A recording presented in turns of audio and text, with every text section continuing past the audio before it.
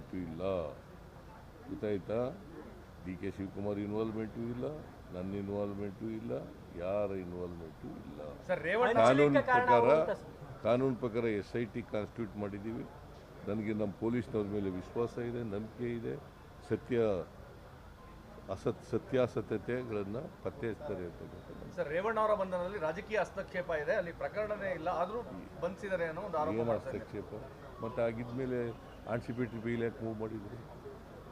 ಏನು ಕೇಸ್ ಇಲ್ಲ ಅಂದಮೇಲೆ ವೈ ಈ anticipatory bail application is rejected by the court? ಏನು ಕೇಸೇ ಇಲ್ಲ ಅಂದಮೇಲೆ ಆನ್ಸಿಪೇಟ್ರಿ ಬೇಲ್ ಕೊಡಬೇಕಾಗಿತ್ತಲ್ವೇನ್ರಿ?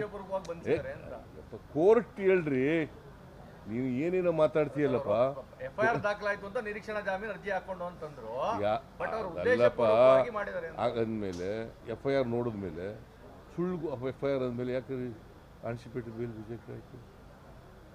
ನಾ ಲಾಯರು, ನೀನು ಲಾಯರಾ?